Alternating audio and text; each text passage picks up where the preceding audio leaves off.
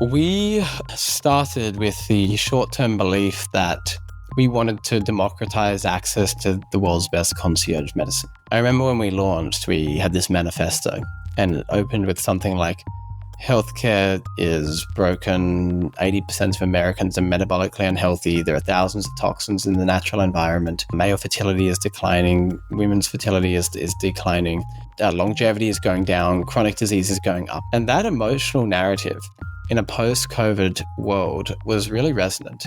There shouldn't be a question of whether I go to a human doctor or an AI doctor. Everyone will have to go to an AI doctor because it will be far better than any human can ever be. Welcome to Subversive, a podcast dedicated to sharing stories from the best consumer subscription apps in the world. We'll bring you lessons for how to grow your consumer subscription business, including insights and inflection points that led to exponential growth from leaders at category-defining companies and innovative startups. Let's get into the show. My guest today is Max Marchione, the co-founder and president of Superpower, a startup that is reinventing digital health to help people live longer and better lives. In this episode, I talked to Max about how his personal health struggles as a teenager later inspired him to start Superpower in 2023, about how the company managed to build a waitlist of over 100,000 people before launching publicly, and about the many ways that Max expects AI to improve the quality and reduce the cost of healthcare in the coming years. All right. Welcome, Max, to the Subversive podcast. Super excited to have you on today to talk about Superpower, which is a relatively new startup in the digital health space. It's a product that I've used and very much enjoyed over the last year or so. And so excited to get into the story today. But before we go too far, we'd love to just hear a little bit more about your background and your path to launching Superpower. And then maybe you can tell us a little bit more about what Superpower is for those who don't already know. Yeah, so I find this question interesting because the premise of these kinds of questions is that there has to be a path. And we look for linearity in stories. And typically what happens is people therefore either retroactively fit a story to solve for what they're trying to persuade someone about, or they pretend that there has to be steps and a path, and you do this step and then this thing, and then eventually you can do the thing you want to do. So the thing I'd instead suggest as a more like meta thing is, what happens if we enter a world where people can just choose to do the thing without actually having to take the steps to do the thing? Now, that's not the point of the question, so I will answer it. I have been starting all sorts of things since I was quite young, around 8, just small companies. I've always liked having opinions in the world and trying to make them come to life through the act of creation, which is starting a company. Around 3 years ago, I was thinking about, what do I want to spend the next 30, 40, 50 years of my life on? And I just quit my job at Goldman Sachs. I was running 2 small companies at the time. And I realized that 3 things had to be true. One is that I had to work on something that was deeply personally meaningful. And for me, health is one of those things. I went through a long period of misdiagnosis, surgery, told to medicate for life. No one really knew what was wrong with me. And so I had to take matters into my own hands. Basically, from age 8 to 18, that happened. So health was deeply personally meaningful. The second thing that had to be true is, what was globally meaningful? What matters for the world? There are very few ideas or companies that progress human life or push humanity forward. And health is one of those things. And then the final thing is, what can support at least $100+ billion company?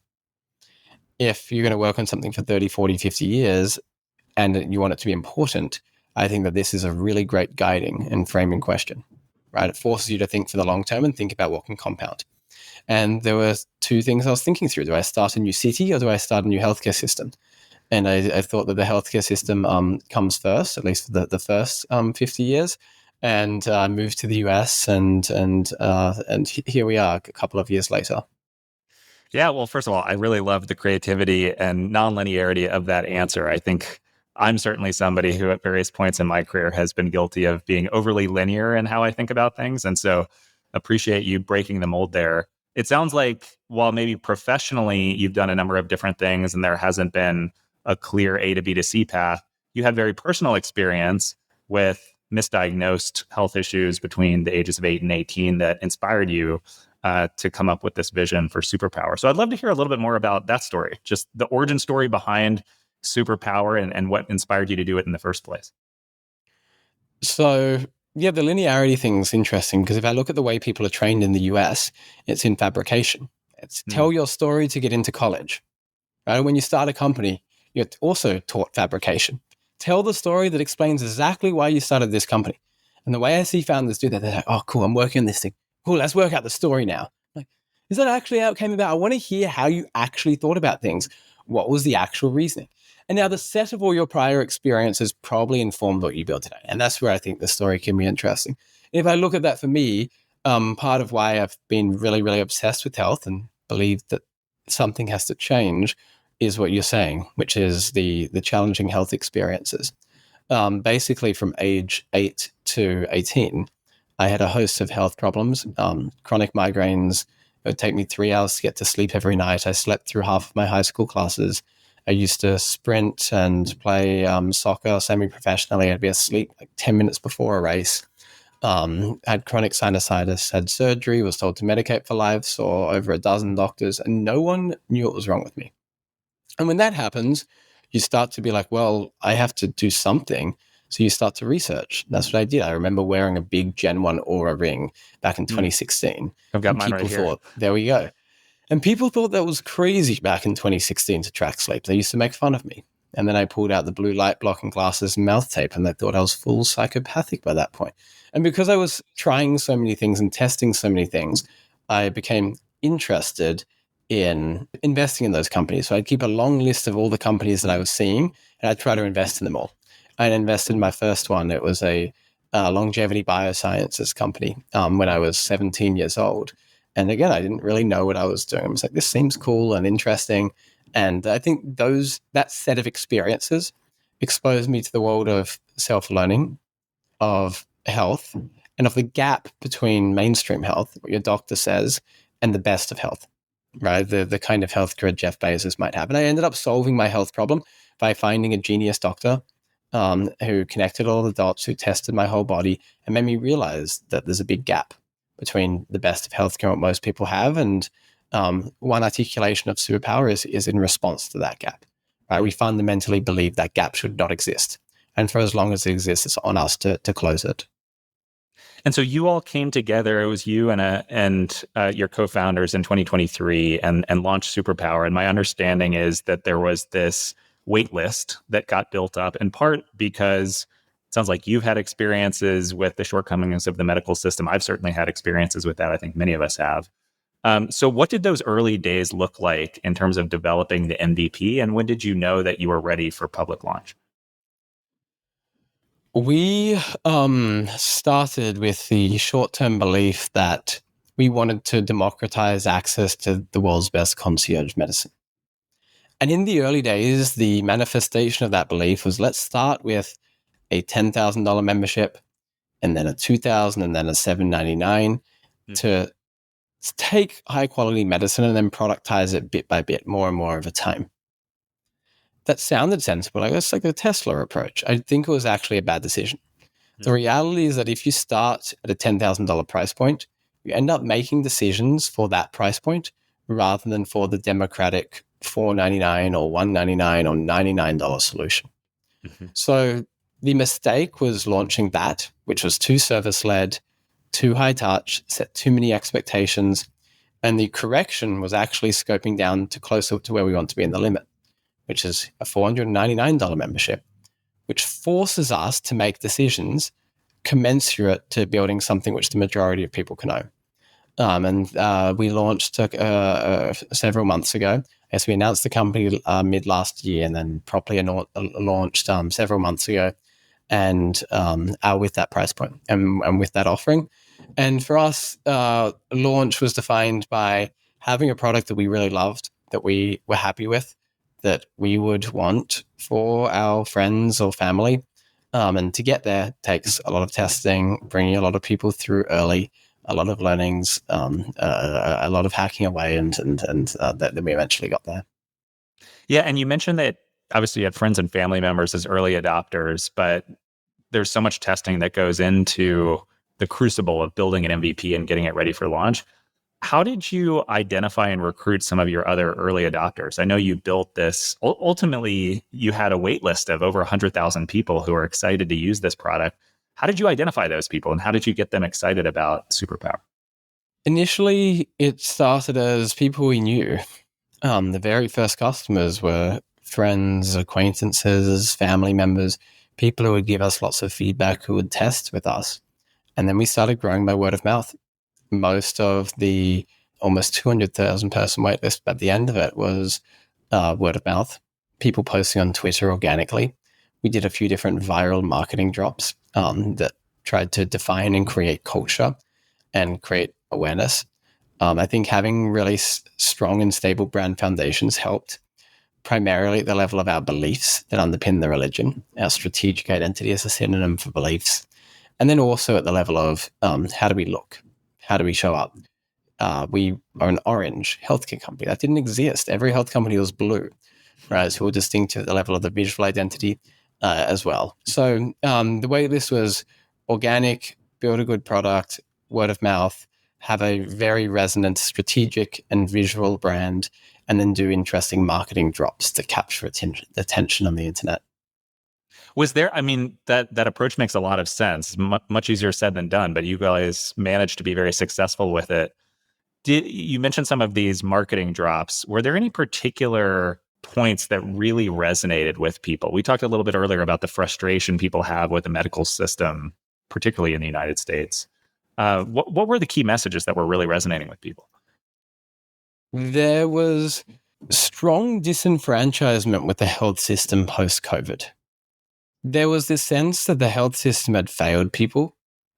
I remember when we launched, we had this manifesto and it opened with something like, healthcare is broken, 80% of Americans are metabolically unhealthy, there are thousands of toxins in the natural environment, male fertility is declining, women's fertility is declining, longevity is going down, chronic disease is going up. We made this statement that here is the brokenness of the system.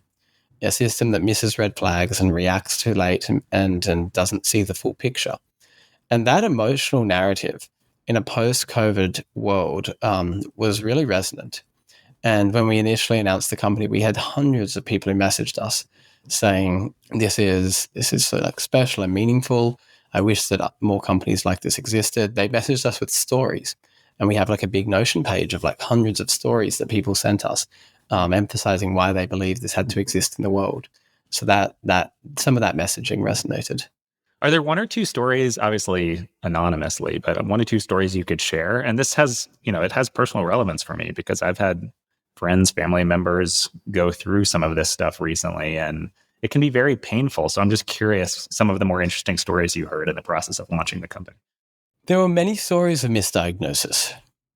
People who had things that were missed. There were many of our members who discovered things that were missed. I discovered I had prediabetes. I discovered I had mold toxicity. And I wasn't a lone story. Many of our members discovered very similar things with mold or plastic exposure or hormones that were out of balance or a high genetic risk of heart disease as seen throughout like Lp(a). So there were many of those things that were quite common across many members because there's a one-off is a story, and then in the aggregate is like, well, this is actually like really interesting data, and it starts to suggest that having access to this information about your body via a blood test as a starting point is actually really helpful for a lot of people. Yeah, well, and as somebody who started using product at the beginning of this year, I can attest to some of this. I mean, I'm somebody who runs 4 or 5 days a week, generally tries to eat healthy, considers myself to be a fairly healthy person. And my results were solid, but there were certainly opportunities for improvement. And so I found it really compelling to have all your health data in a single place and to be able to diagnose where you might be able to do a little bit better, whether it's on sleep or nutrition or fitness. So why don't we take this opportunity to talk a little bit about what Superpower is today, the online health platform, the access to clinicians, the marketplace for purchasing supplements and other services. And then I'm curious to hear, to the extent you're open to sharing, where you see the company going over the next 3 to 5 years, and we can talk a bit more about the strategy for how you get there. Today, we're an annual membership, 42 a month, 499 a year, with a few parts. One is we'll give someone twice annual 100 plus blood biomarker tests. We'll pull all of someone's data into one place, pulling in their past medical records, integrating their wearables, allowing for data upload. We'll connect the dots across all of this data and build someone this big report, which make people, like someone gets the report and they're typically like, whoa, this is like really special and like really game changing. I hadn't realized a lot of this stuff about my health. And then we make it easy for someone to take action. So at any time, someone can pull out their phone and send a text message to their medical team. They have a concierge team in their pocket that will also proactively reach out, that will understand their data, and they can order all sorts of follow-up things. So if you need follow-up diagnostics, that's through us. It's not within the $4.99. Like some of those diagnostics can get expensive. If you need health products, pharmaceuticals, supplements, referrals, that can be done through us, all cheaper than anywhere else and higher quality and more convenient. The belief is that care within the ecosystem when you're a Superpower member is better, cheaper, and more accessible than anywhere else. That's the fundamental belief. So that's where we are today. Annual health membership focused on prevention and human performance. And our belief is let's keep over in the future. Let's just keep adding to that membership, similar to how Amazon Prime has made Amazon Prime more and more valuable over time. How can we make this membership so valuable that the majority of people should own it? How do we reduce costs? How do we add services? How do we add software? How do we do more on the AI side, such that we get to a point where just as 150 million Americans own an Amazon Prime membership, 150 million Americans own a Superpower membership, and this is like what you do if you want to be healthy. So that's and in that world, I believe everyone has a super app on their phone with an AI doctor on it. And that actually becomes the first place people turn to access care before going to Google, ChatGPT, or their primary care doctor.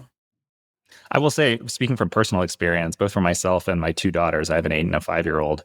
My wife and I are more and more turning to ChatGPT or other AI tools as our first line of defense for just diagnosing things that crop up day to day, week to week.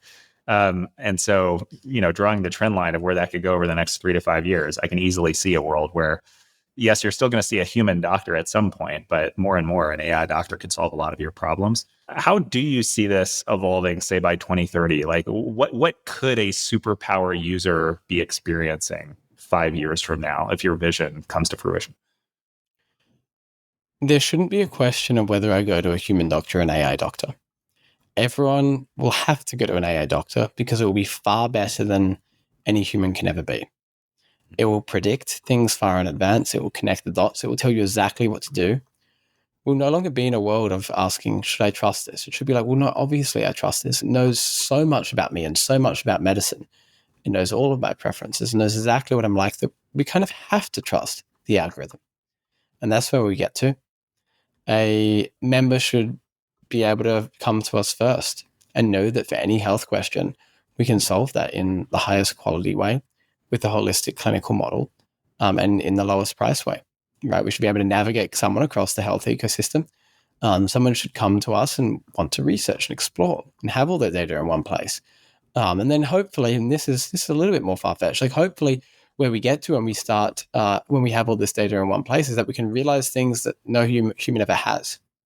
We can actually start to say, there's actually a whole nother world of medicine out there, that we've kind of overlooked it in a human-led paradigm, but now in a technology-led paradigm, we can discover.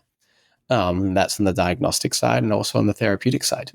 So there's some of the things that I don't think are actually that far-fetched, despite what some people might think today. Yeah, I'm going to go off script a bit here because I have this framework I've been thinking about recently, just in terms of my own medical experience, and I'm curious if it resonates with you.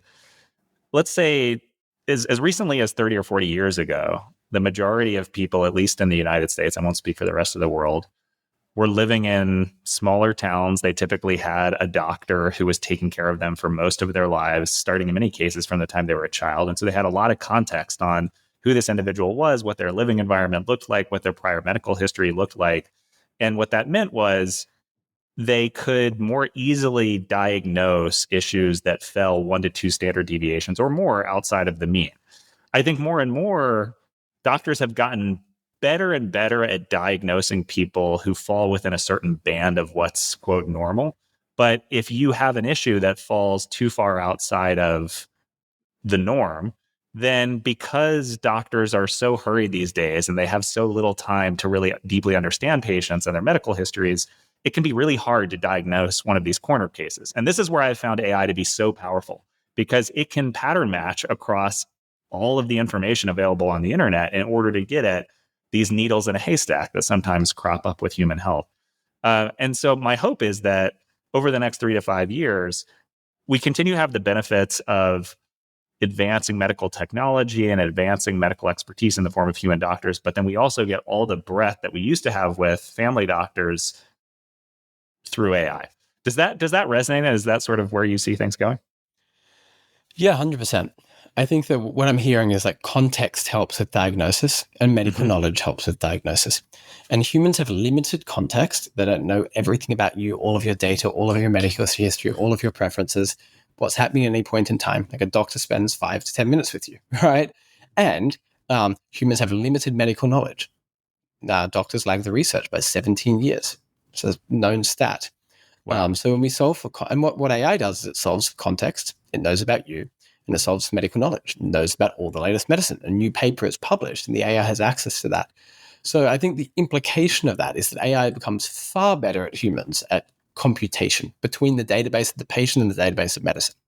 In other words, it becomes far better at diagnosis and far better at determining the optimal treatment plan. Yeah, I can certainly believe that. Well, I want to go back to, we talked about vision. Let's talk about the strategy for realizing this vision. And I guess a place I would love to start, I really celebrate your desire to democratize this platform for as many people as possible, right? Obviously, a $10,000 a year price point is going to be inaccessible to the vast majority of people. Even a $500 a year price point is only accessible to so many people. And so, how have you managed to so quickly, and I know there's only so much you'll be able to share here, be able to offer a lot of these services at such a low cost? You mentioned that a lot of these supplements and other services are available at a lower cost than you could find anywhere else. And do you think that over time, whether due to advances in AI or other technology or for other reasons, Superpower will be able to offer these services even more cheaply than you do today? The way we get there is three things. One is partnerships that result in us having a lower price or lower cost. The second is choosing to charge less and make less money. Like we believe that healthcare is overpriced. And the third is by bundling, selling a membership alongside access to everything else, we can undercharge, similar to how Costco can underprice on anything because they have the membership, or Amazon Prime charges less because there's Amazon Prime. The combination of these things allows us to potentially change the structure of how healthcare is priced. Where today, HIMSS makes an 80% gross margin selling a commodity. In what industry do companies make 80% gross margin selling commodities? It doesn't happen except in healthcare. And they earn that margin because they have to spend it all on customer acquisition every time. Now, in the world where we have people coming to us first, we don't have to spend on customer acquisition every time. And the implication is what HIMSS sells at 80% can be sold lower. And that's what the structure of healthcare should look like. Things priced the way they should be priced as commodities, not priced at exorbitant prices because there are companies pretending that these things are not commodities. Mm. Yeah, that's interesting. Well, and I feel like we don't have to get into your unit economics or trade-offs you're making in terms of growth versus short-term profitability, but I would imagine that because you have this platform, that as more and more people use it, you become the centralized point of personal health data. That unlocks all sorts of adjacent opportunities to sell products and services. You're already doing it a bit with Superpower Marketplace, selling supplements, but there's all sorts of additional things that you could serve to your customers if that core platform really starts to work. And so one of the trade-offs that you're a very unusual, atypical consumer subscription business, but ultimately you're a consumer subscription platform for health. And one of the trade-offs that companies often face is, do we keep our prices low and try to grow primarily through organic word of mouth or other non-paid channels? Or do we increase our prices and then just go spend the extra money on Facebook and Google to acquire users? I would imagine you're more aiming to be on the former versus the latter end of that spectrum. But how do you think about balancing short-term profitability versus just maximizing growth? Because you know, if you get to that tipping point, then this is a very valuable business in the long run. Right now, we don't want to be losing money by being in the negative things we sell. We also believe that great consumer businesses are not built on Facebook and Google, or Meta and Google. The implication is we need to think about not how to drive growth through getting better at ads, but how do we drive growth through having a business model or a product which is conducive to growing. For an example of this is like a free business model. Like we don't have any plans to go to free. We're not going to do it, at least for the foreseeable future. But free products have growth baked into the business model, which is you're free, right? Things grow exponentially fast. And then the risk they're taking on is, can you monetize? right? But I think that, and then there are some companies at the opposite end of the spectrum, which are like, we're going to take zero, we're going to not use the business model to grow. Instead, we're going to do what you said, which is actually just use the gross margin with a higher priced business model to grow. We're probably somewhere in between. I don't think we skew too far in either direction. Got it. Okay. And you're selling a service that's valuable enough that your LTVs, I imagine, are still going to be very, very high. It's probably too early to even know in many cases, because if your retention is high, then it's going to be years before you know your lifetime value. Yeah. And for that reason, you can afford to spin into acquisition, but you're also doing the best you can to grow organically. And it sounds like because this resonates so deeply with your customers, you are getting a lot of organic word of mouth. Has that continued since the launch? Yes, a little bit less so now. And I think the reason for that is honestly probably that we've just done a worse job of educating our members and how they can sign others up. In the early days, we had clinicians in the loops. There's this like human touch point, and that makes it possible to say, "Oh, do you think other people should sign up? Are your parents members? Do you want to add them in?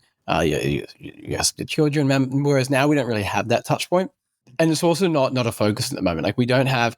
Yes, we have the referral motions, and we still have a reasonable word of mouth, but I think to drive that really effectively, yes, you need product, but it also has to be a focus. There are like things you can do at the level of a product by focusing on it to make word of mouth virality higher.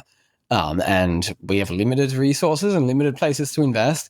And our job is working out how to spend limited resources on the most important things. Yeah, makes sense. So I think that's actually a good segue into the next section that I wanted to talk to you about. And that's sort of where you focus your limited resources in the short term to really get this flywheel going. So you launched the company in 2023. I believe you launched publicly about a year ago, maybe a little bit more. Which customers have you found are your strongest early adopters? Is there sort of a particular archetype or a description of your ideal customer profile right now? And how do you think that expands over time? We have been amazed by how broad and varied the people who have signed up are across geographies, ages, demographics, income brackets. It's been way more varied than we expected. Hmm. Our focus is on targeting tastemakers because we believe that if you want to define culture and create a religion and a brand that people love and relate to, you need to start with the tastemakers. And tastemakers tend to be media and wellness in LA, finance and fashion in New York, and technology in SF. That makes sense. And so you're specifically targeting people in those pools because they just have outsized influence. And your expectation is you actually already have a pretty broad cross section of people interested in using your product, but you need a conduit to access those people. And these tastemakers can be that connection. Yeah, look, I think if we looked at short-term payoff curve, so I think there's always like, what's the short-term payoff? What's the long? If we looked at a short-term payoff curve, the best decision would be B2B. If we looked at a short to medium-term payoff curve, the best decision is going to be women between the age of probably 40 and 55. And if we looked at a slightly longer term payoff curve, we'd probably say men of that age. And then if we looked at a longer term payoff curve, we'd say tastemakers, right? Like tastemakers, there aren't many of them. You're not going to bring as much money in the short term as targeting the women between 40 and 55. But our belief is that by targeting tastemakers, you create a brand and a movement and define a culture and become emotionally resonant and lay the foundations to reach many more people. And you create an identity, and that's the bet we're making. Got it. I know one thing that I wanted to talk about was competition. This is, on the one hand, a relatively new category within health, broadly defined. Having said that, there is at least one other player in Function Health doing something somewhat similar. And I imagine, given how successful Function Health has been and that you will likely be, that there are just going to be more and more copycats. And so you've talked a lot about brand and culture, but are there any other particular vectors you think about in terms of building a long-term competitive moat? So no company in this space has been successful yet. No company in consumer health has been successful.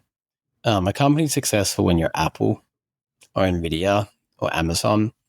Maybe a company's on the path to success when you're OpenAI or Figma or Canva, right?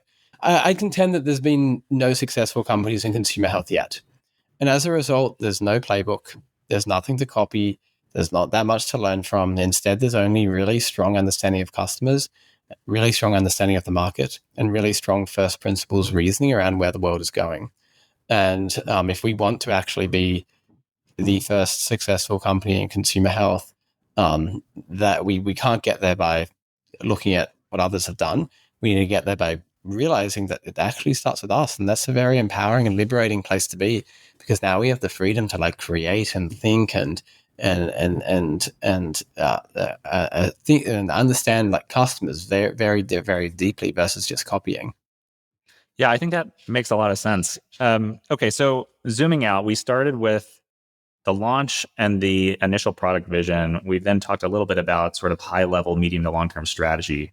I'd love to wrap up before we get to our lightning round, talking a little bit more around more tactical and specific growth initiatives that you've been focused on to really drive the early adoption of this product.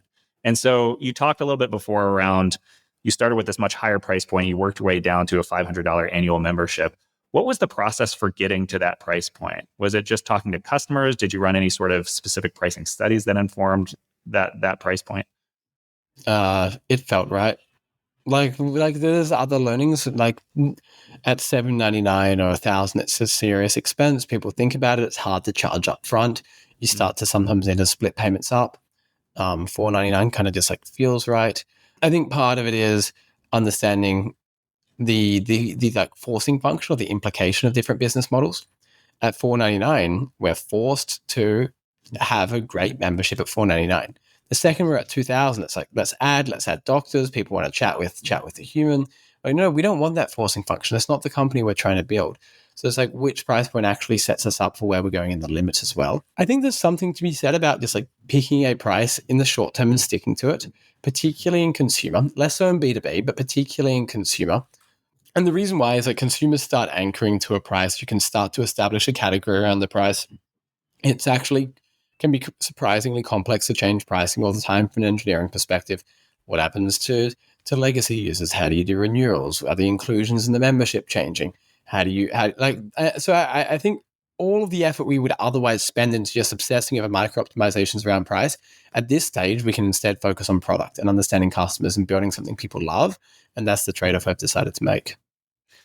I think that makes a lot of sense at your stage. I mean, I actually see too often consumer subscription businesses in particular making the opposite mistake, which is they'll set a price and then they won't change it for a decade. But in your case, to an extent, the next year or two is binary around you're either going to find really deep product market fit or you're not. And whether you're at a $500 versus 2,000 is a very big qualitative difference to a customer, but 500 versus 600, probably less of a difference maker. How are you acquiring your customers today? So I know there was a lot of virality in the early days. You talked about that, and you have these tastemakers who I imagine are continuing to drive a good amount of word of mouth. But are you spending a decent amount of money on paid advertising yet? And if not, how else are you acquiring customers? Not yet on paid ads. We'll ramp our media buying up. I think there are very few consumer companies that grow without some media buying. Our fundamental belief, though, is every dollar that would otherwise go to Meta or Google, like I said before, should go into something that's emotional and interesting and creative with similar ROI. To date, that has been some of these like viral drop style marketing initiatives. For example, we launched the world's healthiest hoodie. We made this statement that most clothing is harmful for health. Polyester is endocrine disrupting. It can result in microplastics entering your body. We have studies around the impact of that on cardiovascular health and fertility. So let's launch the world's healthiest hoodie. Fully organic cotton, algae-based screen printing. We dropped it with a lot of our kind of like celebrity insiders. They sold out in 10 minutes. People relisted them on Grailed and eBay for $2,000. And we have thousands of billboards in the US and sometimes around the world walking around with Superpower on their chest, right? With a very distinct, and like, that's cool. That's like marketing that isn't actually that expensive for us. It's fun. It's emotional. Actually tells a story and narrative around the fact that we care for health. And it's not Facebook and Meta. And we've done several like marketing drops of that sort. We have a lot of people on Instagram and Twitter as well who are always amplifying what we're doing, talking about it. Sometimes organic, sometimes they're advisors, sometimes they're investors, sometimes they're influencers. The Twitter channel and the Instagram channel are definitely big sources for us. I guess one last question I want to ask around business model before we get to our lightning round, which is how we wrap up every episode, is the synergy between your online health platform and the marketplace where people are purchasing additional goods or services. And so at this point, I imagine the majority of the business are these subscription memberships, but are you already seeing high attachment rates to the marketplace? And how do you think the marketplace expands over time? So the problem we used to always hear from our members was, I join and like, look, you might tell me I need vitamin D, but there's so much shit out there and I don't know what to trust. Right? It's like a nightmare finding things. So what we said is, cool, let's just like create a team that vets and finds all of the best products and brings them into a marketplace lower for a lower price than members than anywhere else. We basically won't make money on it. And we're like, let's just do this for you as a member of Superpower. Lower price, only the best. We'll show the research, we'll show the supporting studies, we'll show the criteria, you put everything through. And then anything you take is connected. Like the AI knows you've taken the thing. Our doctors know you've taken that thing. It's part of now the ecosystem, this connected experience. So that's really how we think about the marketplace, and we haven't done a good job of educating members on it, and that's something we have to improve. But when someone starts using it, they tend to keep using it because, like, look, it's high quality and cheap, and like you can go to. I don't care if you go to Amazon. Like again, we're not making money. We're making trivial amounts of money from it. It's like you can go to Amazon, but you're gonna lose more money than just doing the same thing through Superpower. So that's kind of how we think about it. Yeah, well, as somebody who's turning 40 later this year, I haven't been a big supplement user for most of my life. I generally believe you don't need a lot of that stuff, but I'm getting to the age where I've started to do a couple of those things. But you want to know that the stuff you're putting in your body is going to be net positive, not net negative. And so the process of starting with all of the labs, talking to the clinician, understanding which supplements are going to be most impactful, and then choosing the two or three that are actually going to move the needle was personally a very positive experience for me. So let's get to our lightning round. I'm going to wrap up by just asking you a handful of rapid fire questions. We can keep the responses relatively short. The first one I always like to ask is just, what is the best part about working at Superpower? And what's one thing you would change or wish were different? For me or for the team? Why don't we do both? Let's start with you and then we can go to the team. I wake up every day being able to say this matters for the world. And it's energizing. Like there are times when I'm in the nitty gritty of being like, oh, this sucks and it's boring. I'm like, hold up, let's take a step back and think about what we're actually trying to do in the long term. Yeah, in the short term, we're like, what's the price? What's the CAC? But let's think about the long term. We're genuinely building this company because we had health challenges and we've seen the world have health challenges. Where we can maybe, hopefully, one day have a big role in changing that. So that's exciting personally. And then for the team, I think it's really fun. Like, I think our culture is really fun. Every single person is brilliant on the team. We have a small team where we're largely of founders.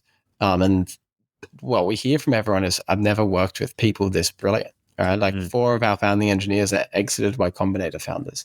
That's pretty rare. Our partnerships, one of our partnerships people just sold his company for $60 million. Our marketing team member, his last 2 companies, he scaled to billion-dollar companies in under 3 years each. Like, that is pretty rare, and it's quite special for everyone, and also for myself to be working with such great people. Anything you would change? You mentioned positives there for both you and the team, but no company is perfect. What could be better?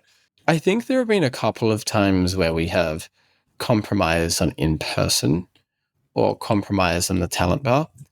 And I think the reality is we shouldn't do those things, even though it can be easy or expedient or like short-term good. I think it tends to be long-term bad. I think that we can be a little bit more focused still. One of the challenges with having lots of founders in the team is that there are lots of ideas. That's also a benefit, but it's also a challenge. So I think we can be a little bit more focused. They're the main things that come to mind. Got it. I love that you mentioned culture, and I find that many of the best startups start with a culture that is somewhat contrarian or provocative. There's sort of the canonical Amazon story where everybody assembled their own desk in the early days. Is there anything unique or different about Superpower's culture that you would point to and be like, wow, that's really different than most companies? Like I guess tomorrow morning before all hands, and everyone's going to be injecting themselves with NAD. When someone's getting sick, they'll inject themselves with an immune regulating peptide. We have 3 team members with superpower tattoos. We have a blood oath fingerprint on the wall, and everyone chose to do that. We even said no blood. You have to use the red ink pad, and everyone did blood anyway. There's no snacks are allowed in the office. We only have a supplement drawer instead of a snack drawer. So yeah, maybe a couple of things like that. Yeah, I would say that fits the bill and very, very on brand. What's your number one health tip that most people don't know about? And if you have more than one, that's fine. It sounds like you've accumulated quite a few over the years. Just choose to be healthy. Like if you want to drink wine, sure, drink a tiny amount of wine and just like choose to be healthy and not let that affect you. I think we've rotated way too far in the direction of micro-monitoring everything, of getting really anxious, of getting concerned, of being like, damn, this thing's going to really harm my health. And the reality is, if we look at epidemiology, a lot of the things which people are saying harm your health, like empirically don't. And they might mechanistically slightly harm your health, but they empirically don't, right? And the fact that there's enough empirical evidence that they don't means that they can't be too harmful. Like if there's dozens of people, if you go to the blue zones in Italy, they'll live to 100 and they drink wine every day. Well, it can't be too. So I think we've rotated too far in the direction of like micro monitoring everything. It decreases happiness. We tell ourselves that how we are and how we feel is a product of our environment rather than just like owning it ourselves.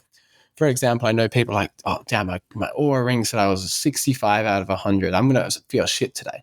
I think the better approach is I didn't use an Oura ring and I got 4 hours sleep last night and I'm so energized today. I feel amazing. Great. Like I've got so much meaning and purpose and energy. And who cares what the ring tells? I'm not saying don't sleep. Like it's useful to have that data, but I think we've gone too far in the direction of just focusing on that. Yeah, I mean, there's certainly a world where the data can become a little bit of a self-fulfilling prophecy, and the stories we tell ourselves around, oh, I didn't sleep well last night, so I'm not going to have any energy today. It can become a little bit of a self-fulfilling prophecy. And I think it can be helpful to a degree. It's all a matter of moderation. As somebody who has helped found a company in a relatively nascent category, obviously health has been around since the beginning of humanity, but online digital healthcare and particularly digital healthcare at the cutting edge where you all are is relatively nascent. And so you had this very successful, very viral product launch. Any advice for founders in health or other categories who are trying to launch products that are very innovative or unusual and define new categories around? It's very risky listening to experts because experts will tell you everything that can go wrong, the challenges, the problems, the dogma, rather than thinking about what if it goes right. Experts reason from the past, whereas the nature of founding something is thinking about the future. So that's the first thing. The second thing is start small and narrow, pick one thing and use that as a wedge into the next thing. You can have the big grand ambition, and you should, but that should be married with the reality of a hypothesis around what works today. And I think part of creating the future is not necessarily creating it directly today. Creating the future is knowing how to do the thing that kind of works today as a stepping stone to creating the future that you think will exist. Yeah, I particularly like the point you made around experts tend to over index on the past, and founders by necessity are always thinking about the future and what rules can be broken. I had never thought about it in those terms, or at least not articulated quite that way, but I think that makes a lot of sense. A couple more here. So you alluded to this before. What's a frustrating experience you've had with the medical system, and how do you think a digital health platform like Superpower would have made it better had it existed when you went through it? I mean, you talked about your own experience as a teenager. Can you maybe talk about the hypothetical of what it would have looked like had you been going through that today? How might it have played out differently with Superpower?